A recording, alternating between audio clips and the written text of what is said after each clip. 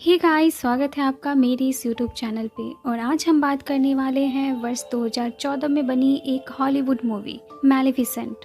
और आज हम मैलेफिसेंट पार्ट 1 की बात करने वाले हैं।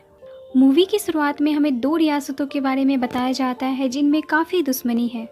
इन रियासतों के बारे में कहा जाता है कि सिर्फ कोई महान नायक या कोई भयानक खलनायक ही इसे एक कर सकता है। एक रियासत पर अहंकारी और लालची राजा का शासन था, वहीं दूसरी रियासत जिसका नाम मूर था, वहाँ पर बहुत तरह के सुंदर और अनोखे जीव रहते थे। अब कहानी की शुरुआत होती है। मूर रियासत में हमें एक बहुत ही सुंदर लड़की दिखाई जाती है जो 10 या 12 साल की है। वो कोई आम लड़की नहीं बल्कि एक परी है। इसका नाम मैलेफिसेंट है। मूर रियासत इंसानी दुनिया से बिल्कुल अलग है, जहाँ पर इंसान को छोड़कर बाकी सभी तरह के जीव पाए जाते हैं। मैलेफिसेंट अभी तक किसी भी इंसानों से नहीं मिली है। एक दिन मैलेफिसेंट जंगल में घूम ही रही होती है कि उसे पता चलता है कि उसके जंगल में एक इंसान आ गया है और वो चोरी कर रहा है। वो वहाँ जाकर देखती है तो वो एक लड़का होता है। वो जंगल से कुछ कीमती पत्थर की चोरी कर लेता है। मैलेफिसेंट उससे वो पत्थर वापस ले लेती है और उसे अपनी जगह पर रख देती है। मैलेफिसेंट के पूछने पर वो लड़का अपना नाम स्टीफन बताता है।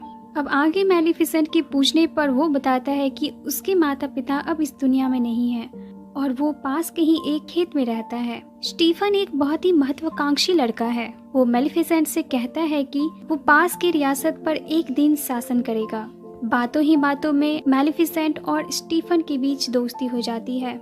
स्टीफन कहता है मुझे जाना चाहिए और हम फिर मिलेंगे। इस पर मैलेफिसेंट कहती है तुम्हें यहाँ नहीं आना चाहिए क्योंकि यहाँ पर बहुत खतरा है। लेकिन स्टीफन फिर भी यहाँ आना चाहता है और मैलेफिसेंट उसे मना नहीं कर पाती।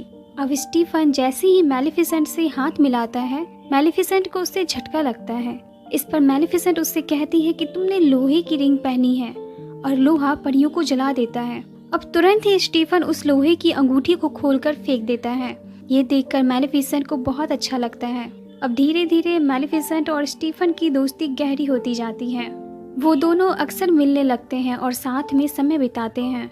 अब इस दौरान कब दोनों को एक दूसरे से प्यार हो जाता है उन्हें पता भी नहीं चलता। अब आगे हमें दिखाया जाता है कि समय बीतता है और मैलेफिसेंट 16 साल की हो चुकी है और स्टीफन मैलेफिसेंट से कहता है कि वो उससे बहुत प्यार करता है। लेकिन बीतते वक्त के साथ स्टीफन की महत्वाकांक्षा और उसकी लालच उसे मैलेफिसेंट से दूर इंसानों की दुनिया में लेकर चली जाती है। और इधर मैलेफिसेंट जो दुनिया की सबसे ताकतवर परी है, मैलेफिसेंट अक्सर अकेली रहती है और स्टीफन के बारे में सोचती है, लेकिन वो इंसानों के छल कपट से बिल्कुल अनजान थी। उसे अभी बहुत कुछ सीखना था। अब हमें दिखाया जाता है कि इंसानों के राजा ने मूर रियासत पर आक्रमण करने की तैयारी कर ली है। दरअसल मूर रियासत में कीमती खजानों का भंडार है जिसे यह राजा पाना चाहता है और अब उसका सामना मैलेफिसेंट से होता है। मैलेफिसेंट युद्ध में शामिल होने के लिए अपने लोगों को बुलाती है और हम देखते हैं कि विभिन्न प्रकार के जीव मैलेफिसेंट की तरफ से इस युद्ध में शामिल होते हैं और वो राजा के सैनिकों पर प्रहार कर देते हैं और वो सैनिक वहां से जान बचाकर भागते हैं। लेकिन इस युद्ध में इंसानों का राजा बुरी तरह से घायल हो जाता है। अब राजा को महल में लाया जाता है। वो अपनी आखिरी सांसें गिन रहा होता है और अपने सेवकों से कहता है कि जो उस पंख वाली परी को मारेगा और मेरी हार का बदला लेगा, उसकी शादी मैं अपनी बेटी से करवा दूंगा और उसे रियासत का राजा भी बना दूंगा। तभी हम वहाँ पर स्टीफन को देखते हैं जो कि उसका सेवक है। अब स्टीफन मूर के जंगल में कई सालों बाद मैलेफिसेंट से मिलने आता है। मैलेफिसेंट उससे काफी नाराज है। वो मैलेफिसेंट से कहता है हमारे राजा तुम्हें मारना चाहते हैं, तुम्हें अब संभल के रहना चाहिए, मुझ पर विश्वास करो। और मैलेफिसेंट स्टीफन की बातों में आ जाती है और अब वो दोनों काफी देर तक बातें करते हैं। मैलेफिसेंट अब भी इंसानों की फितरत से बिल्कुल वाकिफ नहीं है और मैलेफिसेंट स्टीफन को माफ कर देती है। अब स्टीफन मैलेफिसेंट को कुछ पिला देता है जिसके बाद वो बेहोश हो जाती है और अगली सुबह जब वो जगती है तो वो देखती है कि उसके पंख कटे हुए हैं। दरअसल स्टीफन ने मैलेफिसेंट को नशीली दवाई पिलाकर उसके पंखों को काट लिया था। ये देख मैलेफिसेंट बहुत चिल्लाती है और रोती भी है। उधर स्टीफन मैलेफिसेंट के पंख को लेकर राजा के पास जाता है और कहता है कि मैंने आपका बदला ले लिया है महाराज।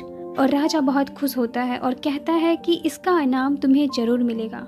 वहीं दूसरी तरफ हमें दिखाया जाता है कि मैलेफिसेंट बहुत उदास रहने लगी है। वो अपने पंखों के बगैर अधूरी सी हो गई है।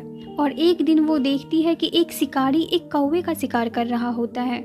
मैलेफिसेंट उस कौवे को इंसान में बदल देती है, जिसे देख शिकारी वहाँ से भाग जाता है। वो कौवा इंसान बनकर बहुत खुश होता है। मैलेफिसेंट उसका नाम डिएवेल रखती है। डिएवेल मैलेफिसेंट से कहता है, आज से मैं आपका सेवक हूँ, कहिए मैं आपकी क्या सेवा कर सकता हूँ। मैलेफिसेंट उससे कहती है, तुम मेरे पंख बनो। और वो कौवा खबर लेने के लिए राजमहल जाता है और वो देखता है कि स्टीफन का राज्याभिषेक हो रहा है, मतलब अब वो राजा बन चुका है। यह खबर सुनकर मैलेफिसेंट कहती है उसने धोखा दिया ताकि वो राजा बन सके, और मैलेफिसेंट को बहुत गुस्सा आता है। अब समय बीतता है और कुछ समय बाद स्टीफन को बेटी होती है और यह खबर डिएवेल आकर मैलेफिसेंट को सुनाता है। वो अपनी बेटी के जन्म का जश्न बड़े ही धूमधाम से मनाएगा। यह खबर सुनकर मैलेफिसेंट खुश हो जाती है क्योंकि उसे स्टीफन से बदला लेने का बहुत ही अच्छा मौका मिल गया है।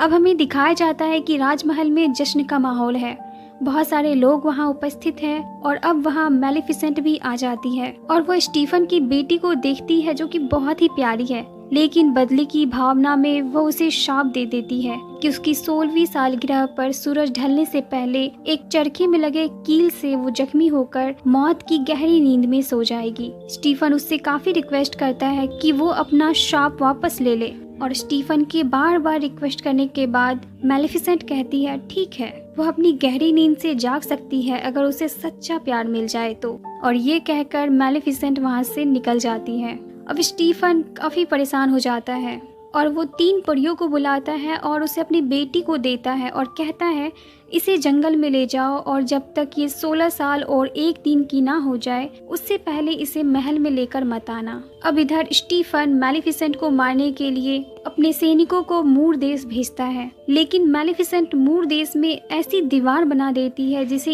इंसानों के द्वारा भेद पाना संभव नहीं है। अब तीनों परियां स्टीफन की बेटी जिसका नाम अरोरा था उसका ध्यान रखने के लिए जंगल में एक छोटा सा घर बनाती है। ये बात जब मैलेफिसेंट को पता चलती है तो वो उस बच्ची से मिलने आती है और उसे डराने की कोशिश करती है, लेकिन वो बच्ची मैलेफिसेंट को देकर मुस्कुराती है। उन तीनों परियों को बच्चों की देखभाल का कोई आइडिया नहीं था। वो अरोरा को जैसे तैसे पाल रही थी और यह सब डिएवेल से देखा नहीं जाता और वो अपना कुछ टाइम अरोरा की देखभाल में गुजारता है। मैलेफिसेंट को भी अब अरोरा से धीरे धीरे प्यार होने लगा है। वो अरोरा को एक दिन पहाड़ी से गिरने से बचाती है और अब वो अरोरा से मिलने भी आने लगी है। अब धीरे धीरे वक्त बीतने के साथ साथ अरोरा बड़ी हो गई है।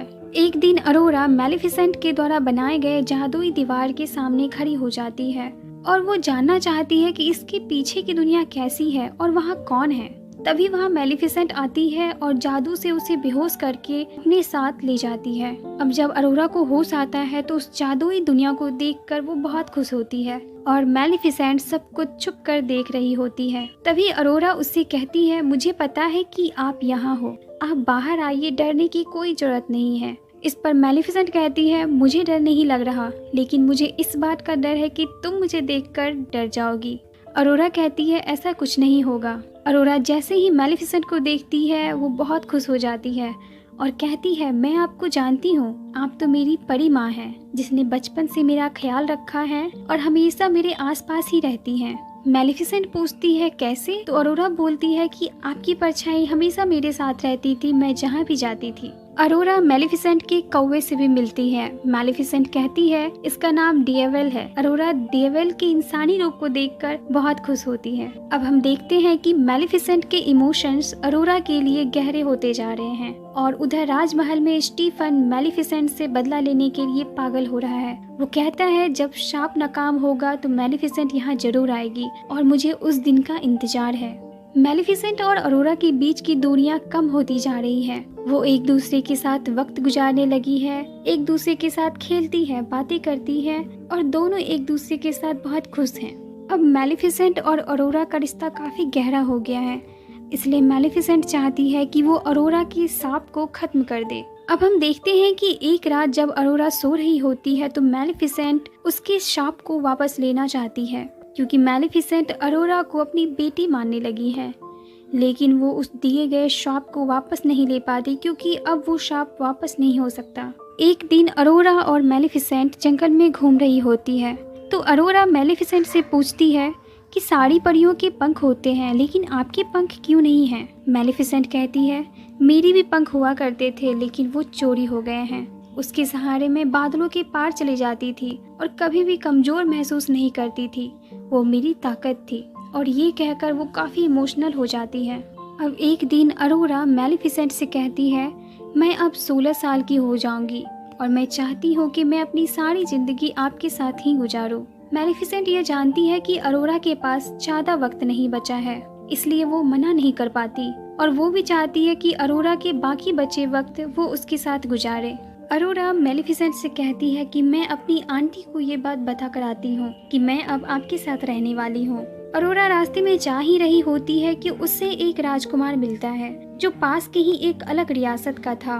वो अरोरा को देखता है और उससे पूछता है कि मैं महाराजा स्टीफन के राजमहल जा रहा था, क्या आप मुझे उसका रास्ता बता सकती हैं? तो अरोरा उसे उसका रास्ता बता देती है। अरोरा के पूछने पर वो अपना नाम फिलिप बताता है। अब ये दोनों पहली ही नज़र में एक दूसरे को पसंद करने लगते हैं और अरोरा उससे फिर से मिलने की रिक्वेस्ट करती है। इस पर फिलिप कहता है कि हम जरूर मिलेंगे। अब अरोरा आंटियों के पास जाती है और वो उनसे कहती है कि मैं अब मैलेफिसेंट के साथ उसके रियासत में ही रहना चाहती हूँ। यह सुनकर वो तीनों अरोरा को सारी सच्चाई बता देती है, जिसे सुनकर अरोरा मैलेफिसेंट के पास जाती है। वो मैलेफिसेंट से कहती है कि आप ही वो बुरी परी हैं जिसने मुझे शाप दिया था, और वो मैलेफिसेंट से गुस्सा होकर वहाँ से चली जाती है। अब मैलेफिसेंट अपने कौवे डिएवल से कहती है, उस लड़के को जल्दी ढूंढो जो अरोरा से जंगल में मिलने आया था। अब हमें अरोरा को दिखाया जाता है जो राजमहल पहुंच चुकी है और वो राजा से कहती है, मैं आपकी बेटी हूँ अरोरा। राजा अपनी बेटी को वहाँ देखकर खुश नहीं होता क्योंकि वो आज ही 16 साल की हुई है, जबकि उसे एक दिन बाद राजमहल आना था। वो बहुत गुस्सा होता है। तभी स्टीफन अपने सैनिकों से कहता है, इसे ले जाओ और एक कमरे में बंद कर दो।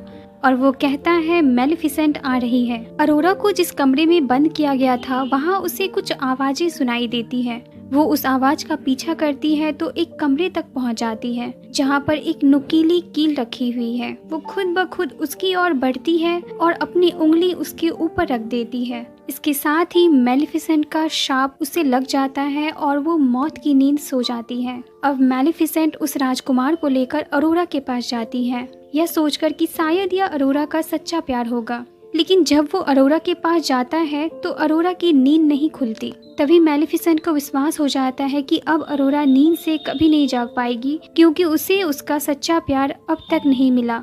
मैलेफिसेंट बहुत उदास हो जाती है क्योंकि उसकी वजह से ही उसकी प्यारी सी बच्ची इस हालत में चली गई है। वो रोती हुई अरोरा से कहती है, मैं तुम्हें हमेशा याद करूंगी, मुझे तुम्हारी स्माइल याद आएगी, मैं तुम्हें कभी नहीं भूल पाऊंगी। यह सब कहकर वह अरोरा के माथे पर किस करती है और जाने लगती है। तभी उसे पीछे से आवाज आती है, रुकिए परिमा। ये आवाज अरोरा की होती है। तभी हमें पता चलता है कि प्रिंसेस अरोरा का सच्चा प्यार मैलेफिसेंट ही थी क्योंकि वो अरोरा से दिल से प्यार करती थी। अब अरोरा मैलेफिसेंट से कहती है, मैं आपके साथ जंगल में रहना चाहती हूँ, और मैलेफिसेंट उसे लेकर जाने लगती है। तभी स्टीफन के सैनिक मैलेफिसेंट पर जाल डाल देते हैं। वो जाल लोहे का होता है और लोहा परियों को जला देता है। मैलेफिसेंट उस लोहे के जाल में फंस जाती है, लेकिन वो अपने कौवे डेविल को एक भयानक ड्रैगन में बदल देती है जो अपने मुंह से सभी सैनिकों पर आग बरसाता है और सैनिकों को मारने लगता है। अब कुछ ही देर में मैलेफिसेंट उस लोहे के जाल से आजाद हो जाती है, लेकिन तभी हम देखते हैं कि किंग स्टीफन मैलेफिसेंट के पास आता है और उसने अपने शरीर को लोहे से पूरी तरह से ढक रखा है और वो लगातार मैलेफिसेंट पर लोहे की जंजीर से हमला करता है। वहीं दूसरी तरफ अरोरा को महल में मैलेफिसेंट के पर नजर आ जाते हैं जो मूव कर रहे होते हैं, जैसे उन्हें भी पता हो कि उनकी मालकिन अब आ चुकी है। अरोरा उसको आजाद कर देती है और वो खुद मैलेफिसेंट के शरीर में जाकर लग जाता है। अब मैलेफिसेंट दोबारा उड़ने लगती है और स्टीफन को भी अपने साथ उड़ा ले जाती है, लेकिन वो स्टीफन को नीचे नहीं गिराती। स्टीफन उस पर हमला कर देता है, जिसके बाद वो दोनों बिल्डिंग से नीचे गिरने लगते हैं और स्टीफन मैलेफिसेंट के पंख को पकड़ लेता है ताकि मैलेफिसेंट उड़ न सके। लेकिन जैसे ही मैलेफिसेंट अपने पर को खोलती है, स्टीफन नीचे गिर जाता है और उसकी मौत हो जाती है और अब सब कुछ ठीक हो चुका है। अब अगली सुबह हम देखते हैं कि मेलेफिसेंट वो सारी बाउंड्रीज तोड़ देती है जो उसने मूर रियासत में इंसानों के लिए बनाई थी। मेलेफिसेंट अरोरा से कहती है, चलो मैं तुम्हें दिखाती हूँ कि मूर रियासत आज से पहले कैसी दिखती थी। और वहाँ हर तरफ हरियाली छा जाती है, भिन्न भिन्न प्रकार के फूल वहाँ खिलने लगते हैं और तरह तरह के जीव हमें वहाँ देखने को मिलते हैं। और मेलेफिसेंट अरोरा को मूर रियासत की प्रिंसेस बना देती है। इसी के साथ इस मूवी का द एंड होता है।